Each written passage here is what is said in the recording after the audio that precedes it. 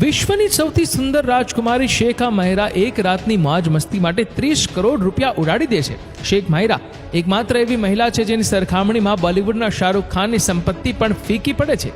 મહેરા એકમાત્ર એવી મહિલા છે જે હિજાબ વગર કોઈ પણ પાર્ટી કે ફંક્શનમાં જઈ શકે છે. 18 કરોડની ફેરારી ઉપરાંત તેની પાસે કરોડોની કિંમતની બીજી ઘણી કાર છે. તમને જણાવી દઈએ કે તેના એક ડ્રેસની કિંમત 66 લાખ રૂપિયા પણ છે અને તે 2 કરોડ રૂપિયાનું હેન્ડબેગ પણ વાપરે છે.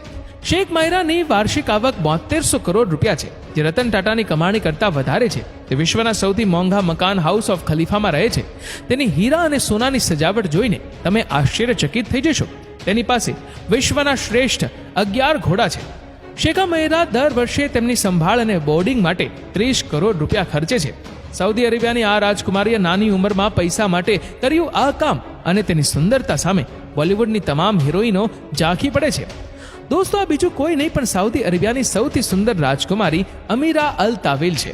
જો કે આજે તે અબજો અને ખરબોની માલકીન છે, પરંતુ એક સમય હતો જ્યારે તેને ખાવાના પણ ફાફા પડી ગયા હતા અને જીવન મુશ્કેલ બની ગયું હતું. પણ થોડા જ દિવસોમાં તેના દિવસો બદલાઈ ગયા. સાઉદી અરેબિયાના રિયાદમાં જન્મેલી અમીરા માત્ર 9 વર્ષની હતી ત્યારે તેના માતા પિતાએ છૂટાછેડા લીધા હતા. પરંતુ જ્યારે તે 25 વર્ષની થઈ ત્યારે તેણે સાઉદી પ્રિન્સ અલ વાલિદ બિન તલાલ અલ સાઉદી સાથે લગ્ન કરી લીધા. એ જાણતી હોવા છતાં જે પ્રિન્સ અગાઉ 3 વાર લગ્ન કરી ચૂક્યો છે.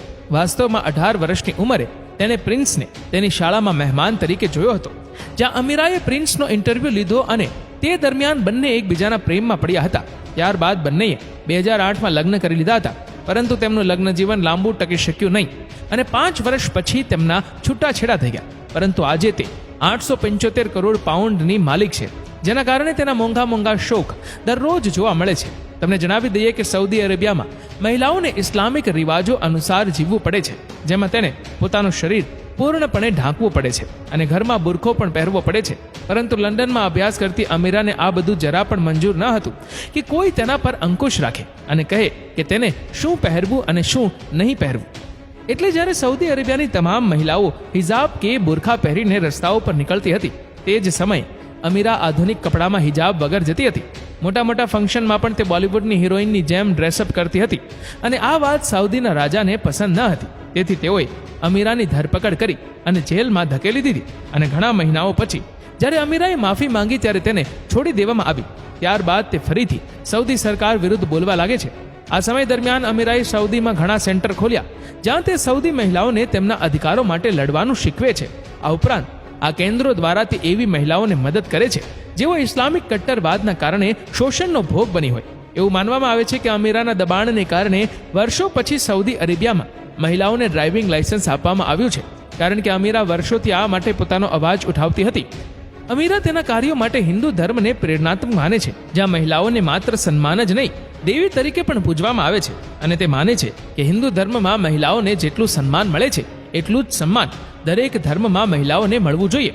તેથી જ તેને સાઉદી શાહી પરિવારની સૌથી આધુનિક રાજકુમારી કહેવામાં આવે છે, જે તેના સામાજિક કાર્યની સાથે સાથે તેના વ્યવસાયને પણ ખૂબ સારી રીતે સંભાળે છે. પ્રિન્સેસ અમીરાના શાહી શોખની વાત કરીએ તો તે 850 કરોડ રૂપિયાના ઘરમાં રહે છે, જેમાં મોટા ભાગની વસ્તુઓ સોનાથી શણગારેલી છે. આ સિવાય રાજકુમારી પાસે દુનિયાની સૌથી મોંઘી કારોનું કલેક્શન પણ છે, જેમાં 12 કરોડ રૂપિયાની રોલ્સ રોયસથી 52 કરોડ રૂપિયાની ગોલ્ડન લેમ્બોર્ગિનીનો સમાવેશ થાય છે. પરંતુ કમનસીબી એ છે કે તેમને સાઉદીના રસ્તાઓ પર આ વાહનો ચલાવવાની મંજૂરી નથી. આ સિવાય પ્રિન્સેસ અમીરા પાસે પોતાના 2 પ્રાઇવેટ જેટ પણ છે, જેમાંથી દરેકની કિંમત 500 કરોડ રૂપિયાથી વધારે છે.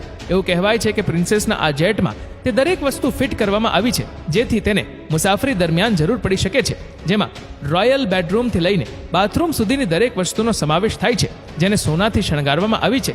આ બધી બાબતો ઉપરાંત તેને ઘોડા ઉછેરવાનો પણ ઘણો શોખ છે. તેથી જ તેની પાસે વિશ્વની દુર્લભ જાતિના ઘણા સુંદર ઘોડાઓ છે, જેની કિંમત પણ કરોડોમાં છે.